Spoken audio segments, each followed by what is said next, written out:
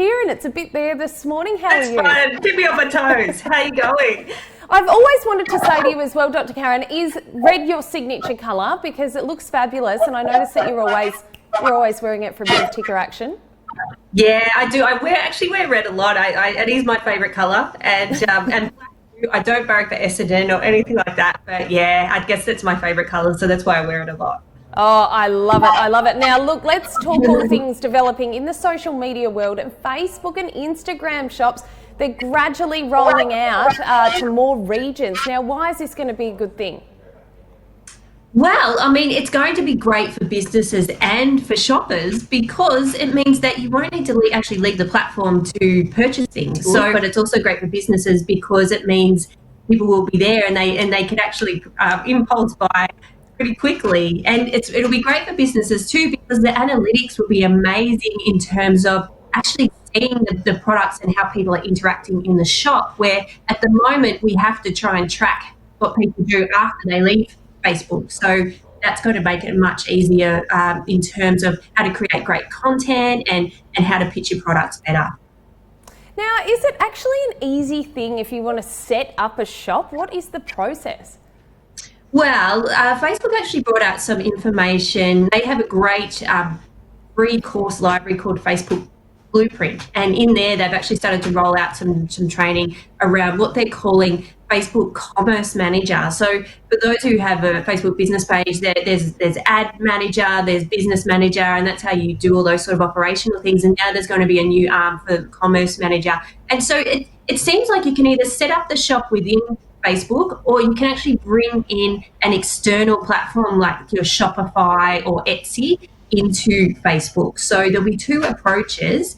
It doesn't seem too hard yet, but to be honest, I haven't walked through the steps. But I think if all goes well, Facebook will be well supported. And hopefully by the time it reaches here, most of the bugs will be ironed out, hopefully.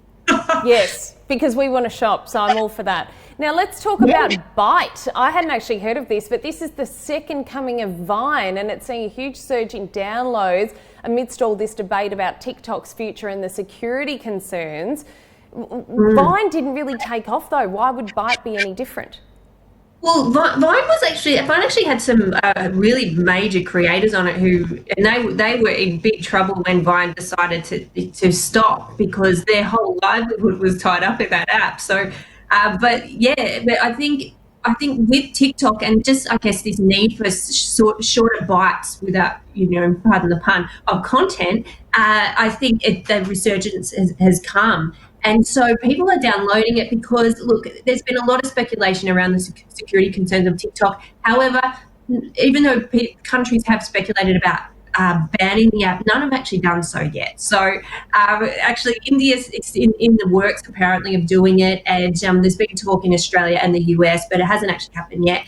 And I think in response to that, yes, people have started to download it just in case. And I actually popped onto Byte this morning, and it's quite interesting because what people are doing, because Byte is quite limited in its features compared to TikTok. So people are still making TikToks, but downloading them and uploading them into Byte.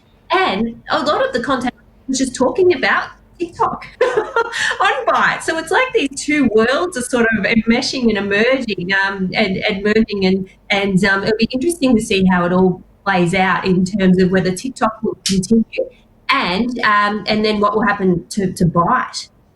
Do you actually have TikTok, Karen? Do you use Absolutely. it? Do you? And are you concerned about the privacy or what? Because I haven't actually got it. So what are they asking for that's so different from other apps that you sign up to? Well, what they're saying is, like, experts have said that they're just gathering a lot of extra data on you that other apps don't. But it's things like that. They're being accused of, say, tracking what you're doing on other apps on your phone and gathering other information that's more than what other apps are doing. But really, like, there hasn't been anything that's actually unequivocally said this is what we're doing. And TikTok hasn't come out and yes or no either, but they have said that they're not giving data to any government, and their servers aren't in China. So because there was big concerns around that. So I think apart from those concerns, which I can see why people would be worried about that, but the app itself, it's just such a highly creative and supportive and amazing one. I really love the storytelling aspects on it, and I love how people who are just everyday people can actually become influencers on it, which is quite different to your sort of airbrushed bikini models on Instagram. So yeah, so that's why I like the app, and I'm on it quite a bit. I hope it doesn't get banned right before I get on it, because I feel like I'm just sort of collating all my info, and by the time I sign up, they'll probably be like, oh, we're off it. It's banned. We'll be on to the next one. Well, Thanks, Dr. Karen, for your insight. All the best. Thank you.